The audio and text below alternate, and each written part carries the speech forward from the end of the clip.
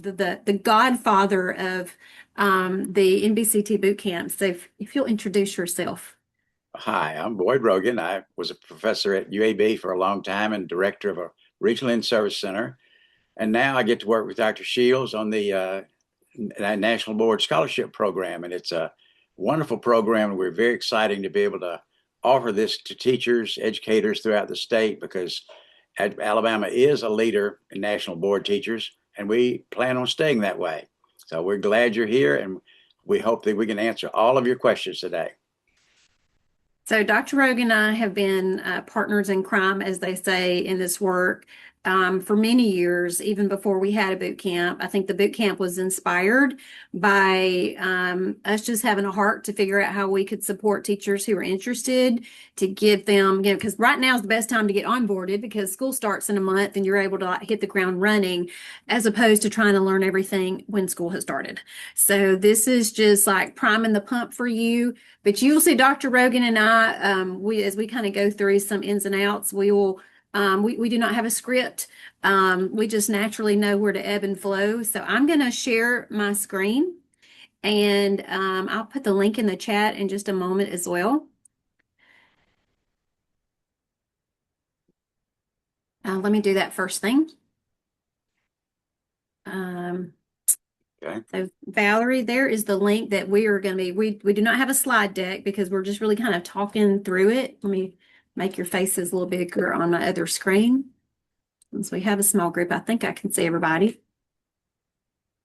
So if you want to go with me to this link, or you can just kind of watch as I'm sharing my screen, this has everything that you should need. Now, the beautiful thing is you're talking to someone who actually applied for the scholarship. And so I've been through this process myself as a young teacher. I think I got the scholarship the second year that the scholarship application or the scholarship process was open. Back then, they called it a grant. And now we have kind of changed the language to scholarship. But I applied for this in the spring, just like you did. At least I found out in the spring, just like you did, that I got the scholarship. And so then I had that whole summer to stress over it. There was no boot camp. Back then, just, you know how people like to tell stories and like I walked 3 miles in the snow and all of that. But in the old days, there was no like website. You couldn't pull up the instructions. You had to wait until October until a box arrived at your house with instructions. So there, you just waited. For those of you who have pets, by the time I got to my box, my basset hound had already found it on my front porch and practically destroyed it. And you do have to return your stuff back in the original box. So I thought this is just not good. This is not good. So I actually did duct tape the box back together and somehow I still certified. So see, so I'm going to go through the scholarship application with you. Dr. Rogan and I have done this particular presentation many times. And I hope, Dr. Rogan, you know, if I say something that needs updating or correcting, please do what we do. Jump right. Go ahead. I said I would jump right in. I need you to do that. Now you will see on this screen, I'm going to make it a little smaller because I was making it too big for you, it looks like. The application is closed now because we just awarded the scholarship recipients in May. And so we have some brand new folks. Gosh, how many did we have this year, Dr. Rogan? You're always better about the numbers Well, than I am. about 650 Yeah, the biggest number we've ever had apply. by far. Uh, by far. Yes, I don't know if we'll ever beat that. And then how many did we have actually receive the scholarship? 271. I told you he's good. So yeah, it was pretty good odds. So what you'll need to know, and I'm going to go through it with you, is everything that you need is on this page. Even if you're like, you got some questions, which I can go through some of those in a bit. This webinar we're doing right now will be replaced. So we did this last July at the last boot camp. We will replace this session with that link. So if you are doing the scholarship application next year and you forgot, 45% of what I've said, which is normal, you'll be able to go back and check this webinar. There are some things that you can listen to about the process. Now, I just got this wonderful email, and you may be in the room. Let me see, look through my names here. I just got an email over lunch, and it was no, it was from a scholarship recipient, so it was not one of you. And she said, "Oh my gosh, I'm so overwhelmed. I have so many questions, and they've not gotten answered yet, and this is hard." And I just responded to her and like, welcome to National Board. National Board process, y'all, is hard. The reason only 4% of America's teachers are certified is because this is a rigorous process. The reason you get $5,000 a year for the life of your certificate is because this ain't easy. Some of you get an additional $5,000 if you teach in a school that's eligible and you have an eligible certificate. But I always say, do I not, Dr. Rogan? If I can do this as a young mama working 30 minutes away from my school with zero preparation, and back then the portfolio was 6 entries long, you had 6 components, and then you had to take 4 90-minute tests on top of that. Not to make you feel sorry for us old folks, but it was a very different process with very little support. You have that. So if I promise you, if I can do that and so many others, I say to every single person, if you have a will to become a nationally board certified teacher, you can and you will do it. It's just about perseverance. So if you feel overwhelmed, that's what this boot camp is for. Do not feel overwhelmed. This is very doable, and the scholarship is a great practice for the real thing. So, Dr. Rogan, you think it's probably a good idea? I'll just kind of go through the actual application. Sure. And then we can just kind of talk through it. Yeah. So I made screenshots for you because I'm kind of a person like before I fill out an actual form, particularly something that is like, really important. I want to print it out and write everything somewhere else, like in a Word document or something, before I actually put it in the application. And knowing that, we just put it on a spreadsheet for you so you could just print this out. So every year, usually right after Christmas, somewhere in early to mid-January, the scholarship application is released. But the beautiful thing is the scholarship application pretty much stays the same year to year. So the language will be the same, just the dates change. So be looking for that in January. And then by May, well, I think they're due March 31st of every year. Right. And then somewhere in May, after a whole lot of reading, we're able to award scholarship recipients. And then they hopefully come to boot camp and begin the process. Now, have any of you submitted a component yet? Have any of you started maybe one? Okay. A new thing for the scholarship is if you have, it's okay. You can still apply for what's remaining. So I see most of you said no, but if you have already submitted something, you can say, well, I want y'all to pay for the rest of it. And so if you make the score, then you'll be able to do that. So the scholarship application is pretty straightforward outside of, your email. I wanted to spend some time on the meat of the scholarship application. So altogether, there is a form that you'll fill out, what's your name, what grade do you teach, what school are you, all those sorts of things. So I'm not going to spend a lot of time on that. But what I am going to spend time on is the stuff, the actual meat of the application, which is the narratives and that sort of thing. You will altogether submit around 6 pages in one file. And I'm going to go through those. And every year we have someone say, well, how do I put the letters of recommendation? And how do I put this in one file? And I always say you better learn fast because National Board requires you to put everything in one PDF. I think there's a technology session, Valerie, that they're doing that will actually show you how to, whether you're using Cami or some other cool tool on how to put PDFs together. But the very first thing that you will do is you're going to talk about your profile of teaching. And in this profile of teaching, you are going to talk about you. Have you already been in a session today where someone told you as you're writing for National Board to use first person to speak very conversationally? If not, let me be the first. How many of you have taken masters and EDS classes? Okay. Everything that you learned in those classes, I need you to put them on a shelf because this is not academic writing. This is reflective writing. You speak in first person. You don't say things like, I believe a teacher should. You say I. Don't talk about the teacher as another person. So when you submit this and when you submit your components for National Board, you want to do it from the lens of you. And so we made sure when we put this scholarship application together that we tried to make it as similar to an actual National Board entry so you would get some practice. If you have been in the basic training session, they have already talked about these 5 core propositions. And at this point, I'm going to make the screen bigger. So there are 5 core propositions to be an NBCT. And the first one is teachers are committed to their students and their learning. Teachers know the subjects they teach and how to teach them. Teachers are responsible for managing and monitoring student learning. Teachers think systematically about their practice and learn from experience. And teachers are members of learning community. And we actually have those broken down into more language on the scholarship sheet, which I'll share with you in just a moment.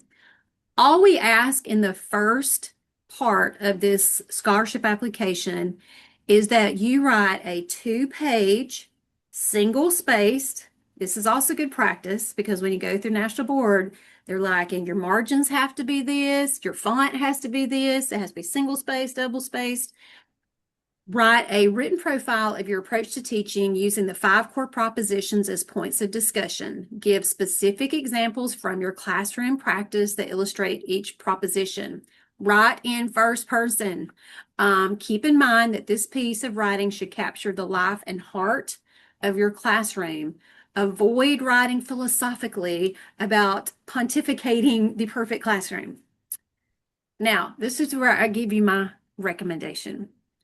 You got 2 pages. I don't know how many ELA teachers we have in here, but I'm going to pull on my English language arts hat. And fortunately, Dr. Rogan is also an English teacher, professor. So I feel certain he will join me in this. If I was submitting this grant, and I have read many, many, many of them, my recommendation would be to begin teachers are committed to students and their learning as my topic sentence in a paragraph. And then what are you going to do? You're going to flush it with all the stuff that you're doing. You're going to give concrete examples from your classroom, from your experience.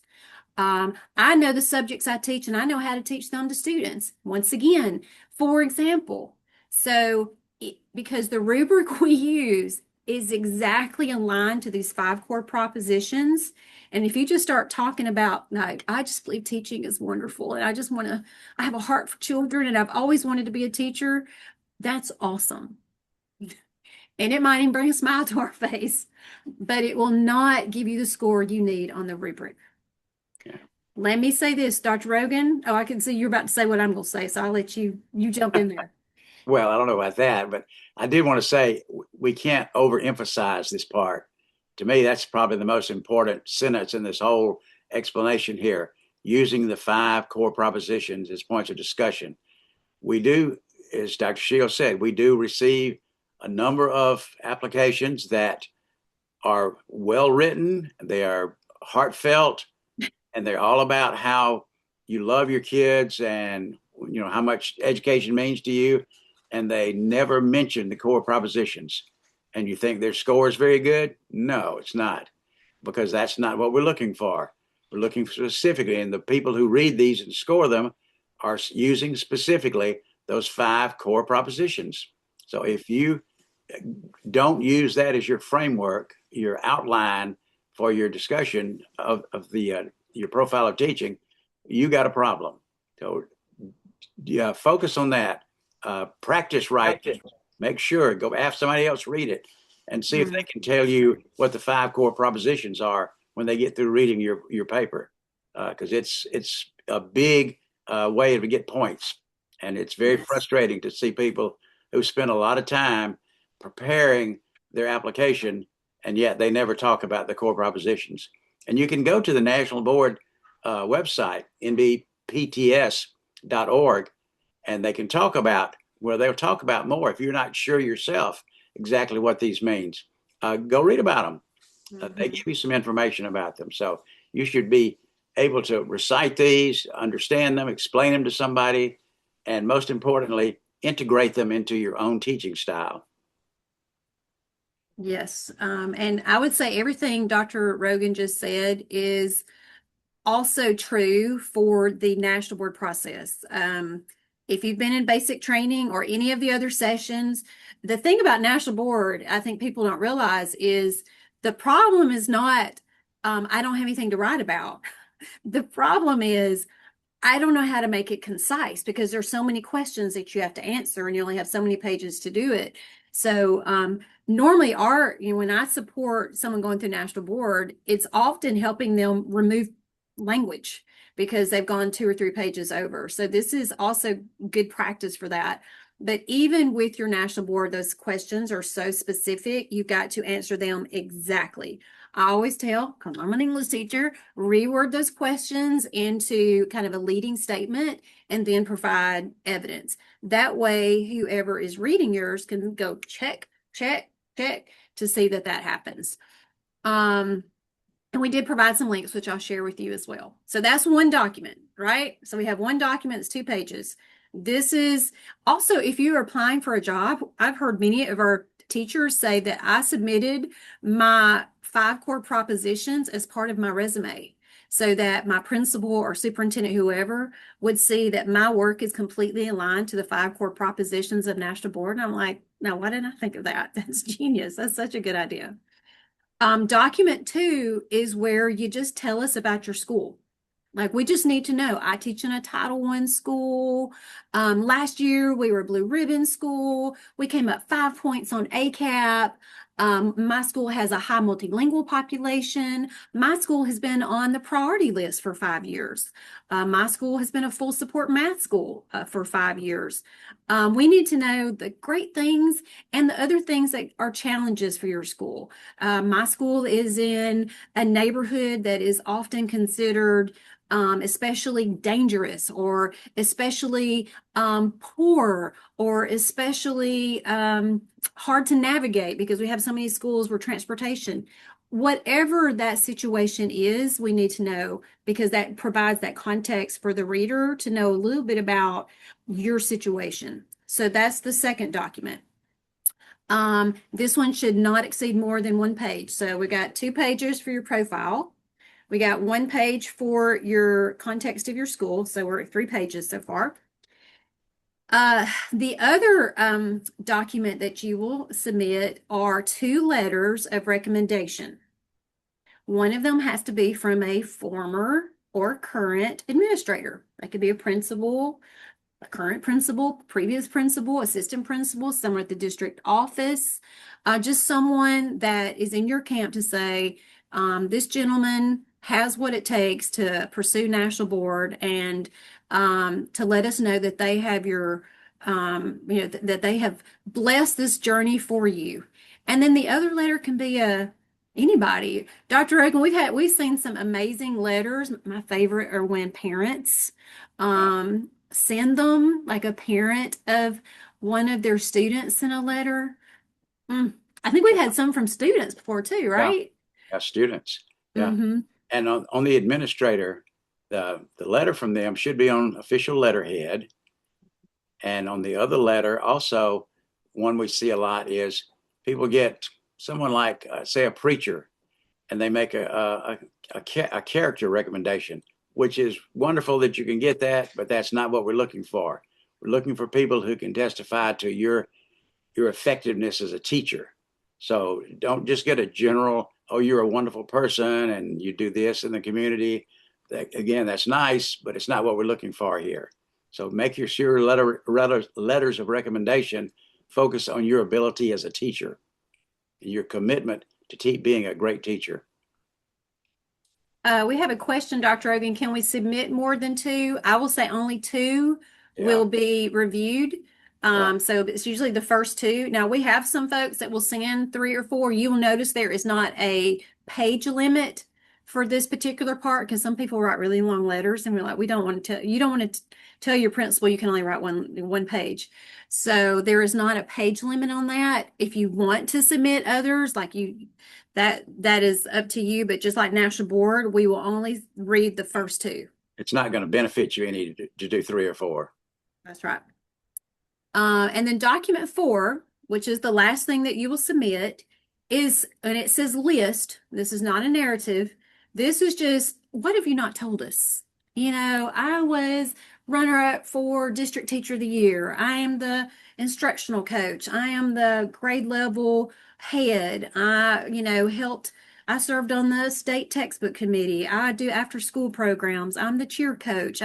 What is it that we don't know about you from what you have already shared? And that's not just school related. If you teach Sunday school, if you lead a little league, team, we just want to know more about you. And this is simply a list. So it's really easy. Like look at your resume and then also think about the things that you're doing in your community, um, you know, to serve. Those are the things we want to know. And so when these things are taken together as part of the rubric, we look to see, does this person have, a nice plethora of opportunities to pay it forward. So at this point, you see that's it. So in terms of like what you submit and with the narrative, you put all of that together. You put your list of stuff, you put your letters of recommendation, you put the context of your school, and the biggest thing, the thing that counts the most, is this first document where you provide that two-page narrative of how you are aligned to the five core propositions.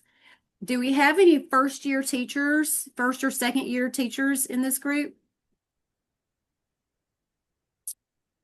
So if someone should see this later, it is perfectly okay now for a first, used to you had to have been a teacher for 3 years to pursue national board. That is no longer the case. First and second year teachers can now apply for the scholarship and go through national board. They just cannot be complete with the process until their third year. So they can take a component this year and two this year and so forth. But I have had some young teachers reach out like, I've only been teaching a year. Like, I don't have a lot of like experience to draw from. And I'm like, you're talking to the right person because I went through this with grant application as a 2, 3 year teacher myself.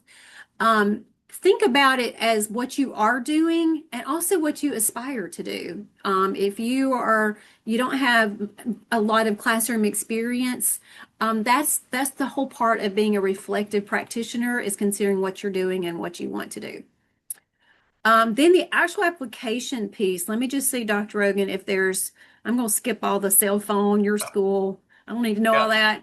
excuse me. Mhm. Could you go back up to the FAQs? I'm I sorry. can. Nope. Mm-mm. Uh, They are right here. Hmm. yeah, these are provided. There are how many now? 20 or 30? Uh, It keeps growing, but yes. Uh-huh. we have through the years we've built this list year at a Yep. time because Yes. new questions come up each year. But we also receive a lot of questions each year that are covered in the FAQs. And apparently, a lot of people just don't read these. You should read through these. They tell you a lot Mhm. and will save you the problem of writing in questions and so forth because you can say, hey, here's a question I wanted to ask. It's already been answered for me. So Mhm. please do read through your FAQs. And if you still have a question after that, please submit it because it is a living document. We do edit it each year and occasionally add new FAQs. So let us know if we need to add some more. But first of all, just go through and read them. You'll learn a lot by reading all these questions and answers. Now that you said that, before I go back to, since I've already got it up, I'm trying to see if there's any big ones for the group that I've already said that. Is this for first year candidates? Yes. If you need to retake something, the scholarship will not cover that. It will only cover the first initial process. If any of you applied before, we get that, like, can I apply again? 1000%. Here's the thing you need to know about the scholarship. We had 600 people apply, and I would say most of those applications were excellent, absolutely excellent. However, this is a competitive process. There's only so much money. So I've heard people say, well, if I can get a scholarship, I guess I don't need to go through national board. That is absolutely not true. I know Valerie will attest to this. I know many, many, many people who did not get scholarship who became national board certified teachers within 1 year. So national board is not competitive. This grant is somewhat competitive, depending. This year was insane with the number of folks that applied. But if you didn't get it, yes, you can absolutely apply the next year. You do not get money that goes straight to national board, so no, you're not going to get a check. If you are not sure, it costs $1,900 to go through the national board process. So that's all four components. And then there's a $75 registration fee. So this essentially is giving you roughly $2,000 to pursue that process. If someone doesn't complete all components, National Board only gives you 3 years to go through, those components. And so if you're not able to do that, National Board will not honor you continuing that process if you've not turned in all four within those 3 years. So yes, the scholarship would end after the 3-year period as required by National Board. We do get questions like, what happens if I move? Am I required to return the money? That is the expectation. That does not happen very often. Oh, and it does not apply if you're simply moving within Alabama. Oh, We sure. have a lot Yeah. of people each year who say, I've changed school systems. I've moved from one district to another. Do I have to give my scholarship back? Absolutely not. As long as you're in an Alabama public school, you're using Alabama public funds, you're in good shape. That's right. That's an important distinction. Thank you. Are you required to do all four components? This is a very personal decision that you must make. As someone, I did them all in 1 year because I was like, I got two kids, two little kids. I'm just gonna get it done. But you don't have to. You've got to look at your family dynamic, what makes the most sense. If you're working on your master's or EDS degrees, you may have said, I'm going to take one class a semester because that's all I can do. Then that is fine. The beautiful thing about National Board is you do not have to do everything in 1 year, but you can. But you can't take a gap year. You can't, like, I'm going to submit something this year and then take off next year. Once you get the scholarship, you're required to submit something the very next year, and something the next year, and something the next year, or just do it all within 1 or 2 years. I think I've already mentioned this. The only thing once you get the scholarship that you have to pay for is the registration. I will let you in on something. You have to pay that registration every year that you are a candidate. So if you do turn everything in 1 year, then you only have to pay that $75 one time. But if you do it this year, do two next year, and the next year, you'll have to pay that $75 each time. This does not cover renewal or what we call maintaining your certificate. If you do not become an NBCT, do I have to return the money? No, but we feel certain you will reach certification. Can I begin working on the process? You can work on the process right now. If you've learned anything in any of your sessions, don't wait. Who decides who the scholarship winners are? There's a group of NBCTs around the state who are amazing. Every year they're like, I want to do it again. Dr. Rogan leads that up, and it's super organized, and it's always a really exciting time to see all these applications come in. Some of this stuff. Go back to the Mhm.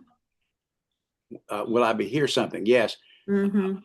We let people know one way or the other in the first week of May. First full week of May has been our schedule so far. So you will be notified, and that's about you've submitted your scholarship application by March 31st, and then you'll hear the first week in May. Yep. and we will immediately start emailing you. Here's the boot camp. Here's what you need to know. We make sure that it is not radio silence once you get the scholarship. If you do not get the scholarship, we still are like, oh, here's what you need to know. We're going to help you if you want to go ahead and start. Um, can a principal, this is a good one, can a principal, assistant principal, librarian, counselor, coach, or speech pathologist receive the scholarship? Absolutely. You do not have to be a classroom teacher in the traditional sense. You do have to work in an Alabama public school in any capacity as an instructional person. And as long as you are one of those, you can certainly apply for the scholarship. We've had a number of administrators pursue the scholarship and receive it. So there's a timeline thing, which I'm trying not to repeat stuff I know you've already heard. So here's the general timeline for National Board. You for the scholarship. So you see the application in January, you work on it, you submit it in March, you find out in May if you were awarded, then you come back to the boot camp, and then you begin working through those components. Once you find out you have the scholarship, you have the instructions. You're getting the instructions, at these different sessions. You have everything you need. So, in terms of starting, you can start immediately, but you cannot submit components, the entire country, until the spring. So, you will start in the fall and in winter working through your components, and then everybody in the country for National Board is required to submit them. I think it's sometime in May. I'll look at the calendar to double check myself, or take the assessment. So, how you do that is really up to you, deciding on how and when you want to do that. If Dr. Rogan already mentioned that if you change schools positions, that is not a problem. If you go through National Board and you become an NBCT and you're teaching 8th grade English, as I was, and then you become a principal, you still get the stipend. So it's not like you lose the stipend, or maybe I start teaching science and I was certified as an English teacher. The stipend will stay with you as long as you stay in a public school serving students. So if you go to work at a university, you will lose your stipend unless they honor it. If you come work at the State Department, you will lose your stipend. So as long as you stay in an Alabama public K-12 school, the stipend will follow you. So that answers that question. Even administrators get the $5,000. They are not eligible for the extra five, which may be that if you have some questions about the stipends, I can certainly answer that. Private school teachers are not eligible for the scholarship. They may certainly pursue National Board, but they're just not eligible for the scholarship. If you're hearing all of this today and you're like, I don't know which certificate I want. Like, do any of you teach 8th grade? Do I have any 8th grade folks in the room? 8th or 9th grade? I don't see any. I don't see hands raised.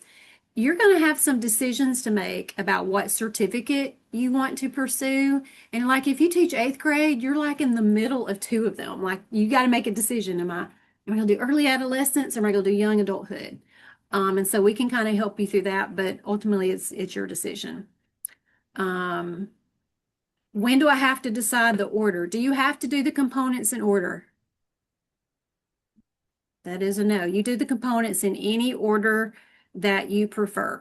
I put them in, I like to do component 3 first, personally. That is just me. But you could do it in this order.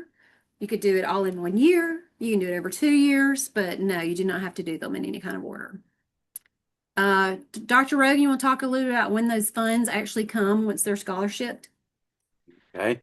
The State Department will send one check to the National Board for all 270 scholarships, or whatever the number is. And they will then, at National Board, deposit the money into individual accounts. You will have received an account number or an identification number from National Board, and that's how the money will be deposited in your account.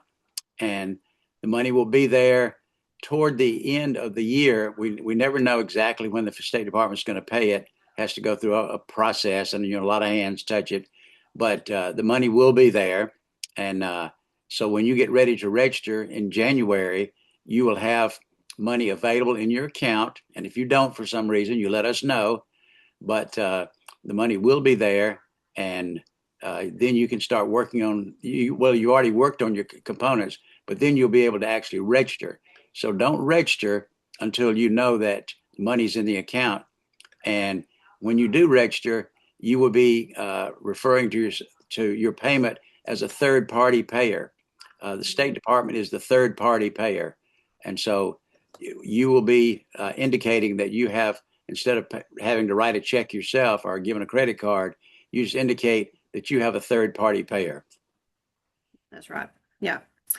Already mentioned about first and second years. Yes, they can apply. So here's I Yeah. looked on National Board's website last night to see if they had the 26, 27 calendar up, and they didn't.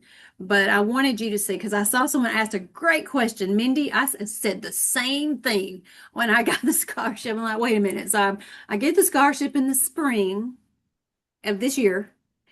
So I can't even um, submit anything to the following spring. Okay, so there's that. So if you've, let's go back to, like, I've not even done the scholarship yet. So you would submit the scholarship in, January, February, March, and then you would find out prayerfully that you received the scholarship, and then you would be able to begin that process for the following year. Now, if Mindy and others, if you have just been completely inspired by what's going to happen over these next 3 days, and you're like, I don't want to wait, I want to go ahead and do one component, which a lot of people do that. You can go ahead and do one component, like just get one done. I think they're $450. I will double check that, and then apply for the scholarship to pay for the remaining. You can certainly do that as well. So if there's one of the entries that you want to go ahead and do just to get it done.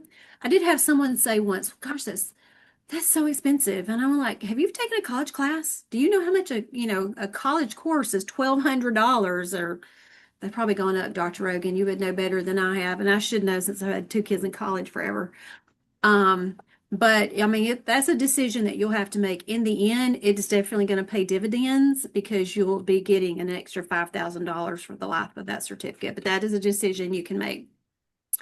Um, I told you everything is due like in March, and then you don't find out until the next December. So almost National Board is like a 3-year process in many ways. Like you apply for the scholarship this year, you spend the whole next year completing your components and doing those sorts of things.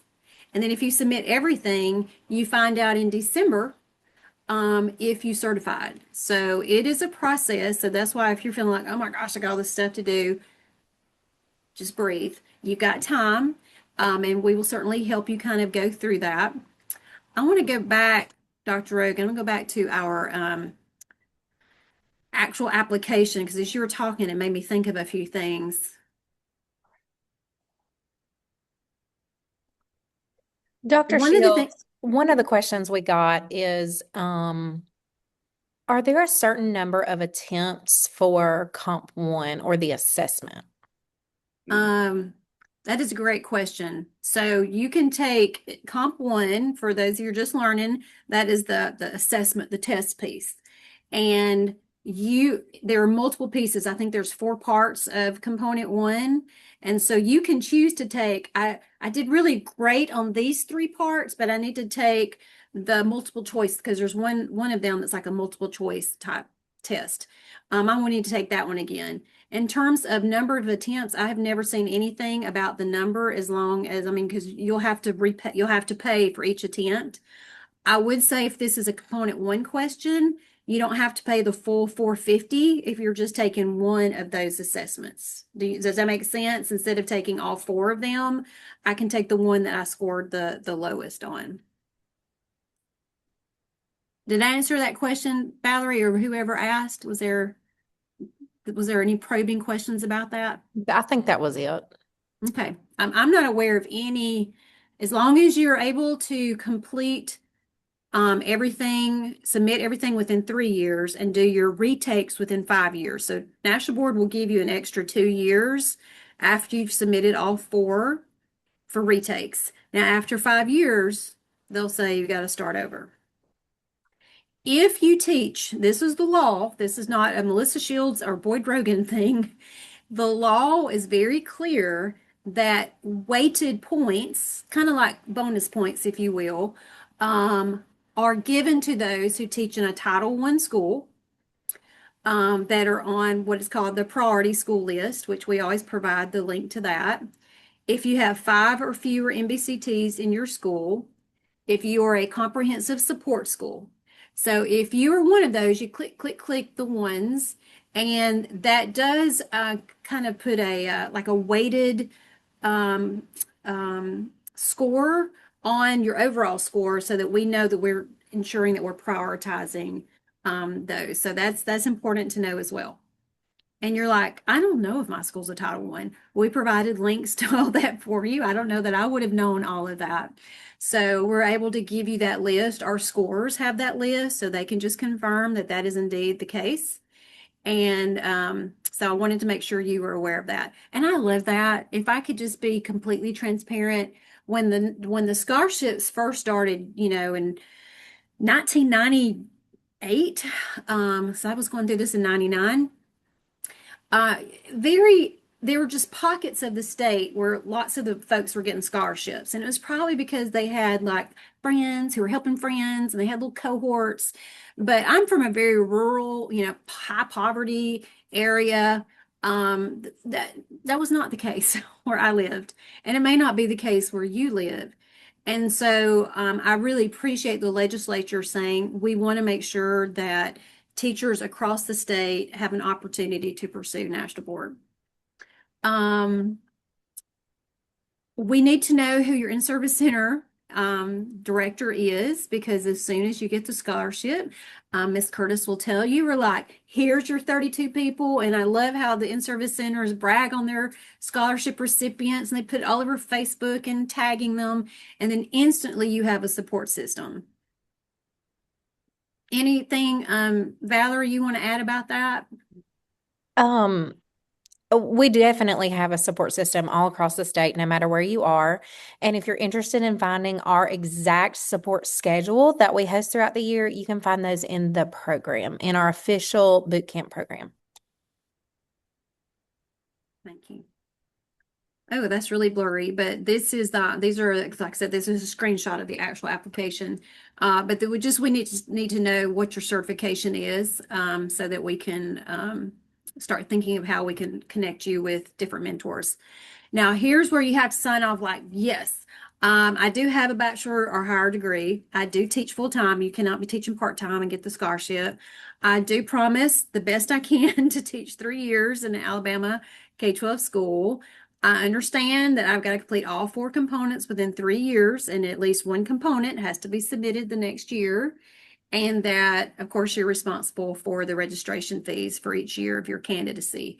And then the very last thing is you upload that one PDF with all of those things that we shared at the beginning. I would ask you to consider, as you are doing your teaching profile, think of the things that you do in your classroom that give you the most joy, that touch multiple students with different interests, different abilities. Think of those activities that you do that give children opportunities for inquiry, and kind of thinking about the things you do to connect with other teachers. I do find, and Dr. Rowan kind of touched on that before, when folks turn in their profiles, sometimes you can tell like they're trying to impress you, and it comes across as inauthentic. Just tell your story. Just tell your story. And I promise you, there is no. We say that all the time. Just the academic language that we're so familiar with as teachers and students. This is not that.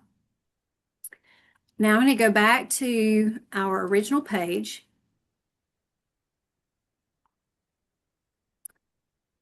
To the very beginning. I'm sorry. I hate when people scroll and I'm in a meeting.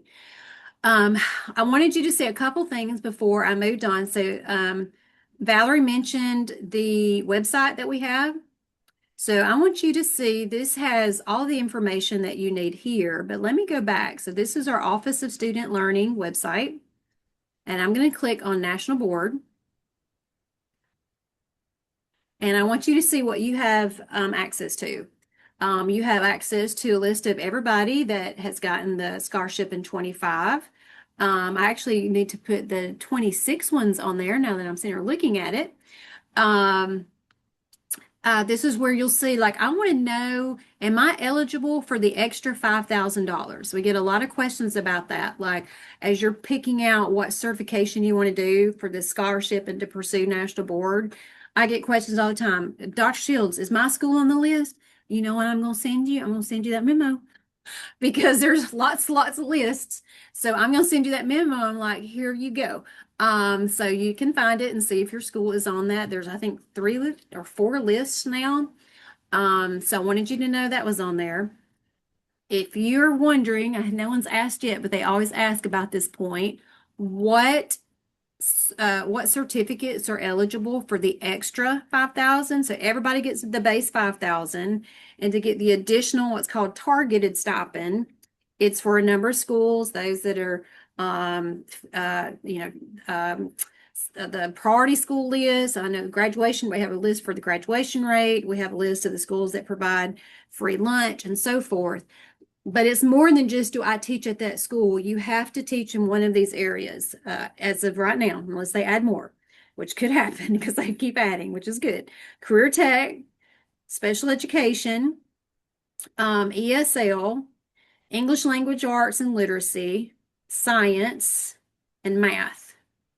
Did I skip any of them? Did I say career tech? I can't remember if I said career tech. If I didn't, career tech. So if you're one of those certificates, then you would be eligible for the extra 5,000 if you teach in an eligible school. If you want more information, you will click on that memo and it will take you right there. And then all of the, oh, went back too far. All of the information around the scholarship, you will be able to see all of that information here.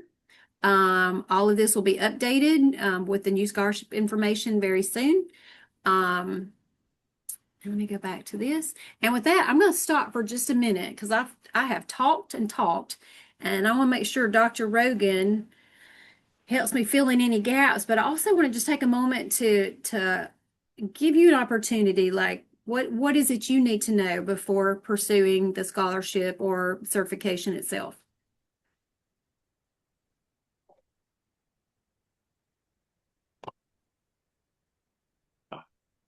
Are there questions from the group? I think we've covered things pretty thoroughly. Hopefully we have. But certainly if you've got questions, it's a great time to ask them.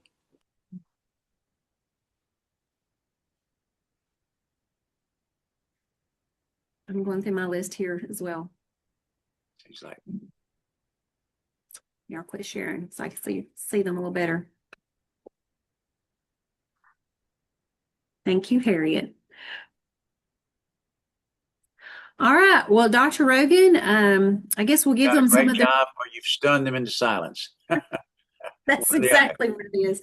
I know what it is. This is the first day of boot camp, and their brains are like, what? It's okay. And be thankful. I mean, I cannot tell you, I would have paid to go to something like this as a first year candidate. Just yes, blow my mind, but at least give me perspective. So when I went through it, when I say I overanalyzed, I probably triple time worked that portfolio because I was so worried I wasn't doing it right, and I was second guessing myself all the time. So you are not in that space, but it does seem overwhelming. But once you get started, Dr. Rogan, we always tell folks, just start. Like that's what you do. You don't think about it, you don't talk about it. You're just like, all right, here we go. You just start putting pen to paper, metaphorically, and you'll be shocked in a couple hours, like, oh my gosh, I've done a lot. I tell folks that all the time. Just start. And then you can wordsmith. You've got, tools now that I'm so jealous of that, oh my gosh, what I would have done with a friend called Chat GPT and, which don't Chat GPT any of this, but to be able to say, help me wordsmith this, to be able to have that would have been such a gift. Um, okay, so Christian, After this is over, after the boot camp is over, if you have questions about the scholarship, you can write me, boydrogan21 at gmail.com, and I'll be glad to respond to you. So after you've gone home from boot camp or signed off, and you still have questions anytime during the year, please write me, and I'll be glad to answer you. yes, he he's wonderful.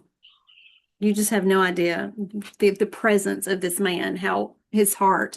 Someone asked a great question.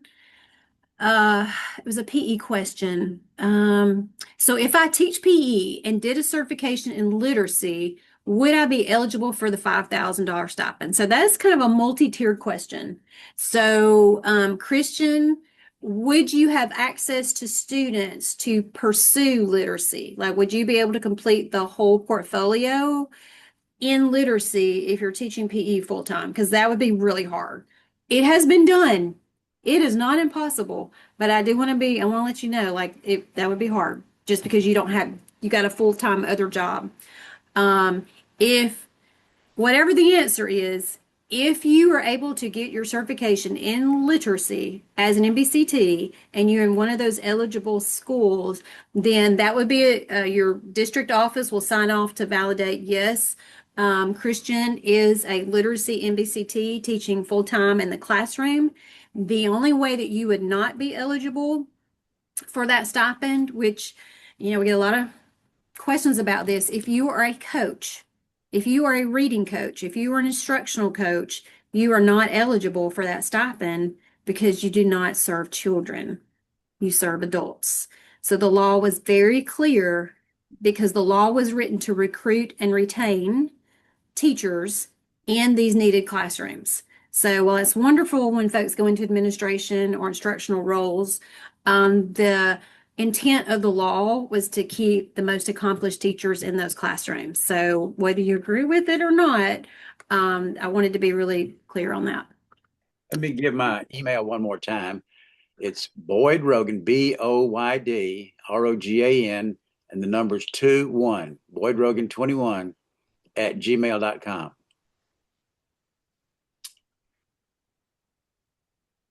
Okay, so Christian says, so Christian, that changes things. So Christian is saying he may teach, I currently teach, I'm sorry, science and social studies, but would like to transition. So we have had a number of folks pursue literacy or English language arts they actually teach social studies, but they were embedding those standards for ELA in their social studies classroom. I'm not sure if anyone in science has done it, but maybe. But as long as this is what I would say. Pull up your standards for literacy or English language arts. See what the instructions are. Read through the instructions, and say, could I do that in a social studies classroom? If the answer is yes, then you can pursue that because you would have them as an audience. I will also say this, one of our best presenters, Christy Watkins, she's not in, I don't think she's presenting this year, maybe she is, but she was a curriculum director in one of our districts. And she went through national board at the district level, borrowing classrooms. I think she borrowed a classroom every Friday. She did hers, I think, in literacy. And she went through the entire process in 1 year and certified. So I want to share that with you. I mean, and that's someone I know who has done that recently. She was committed and like, I'm going to do it. It was important to her that she become an NBCT. Had always wanted to, and she wanted her teachers to see her being kind of a lead learner and working with them and their students. So I think every single Friday, for a number of months, she borrowed a classroom.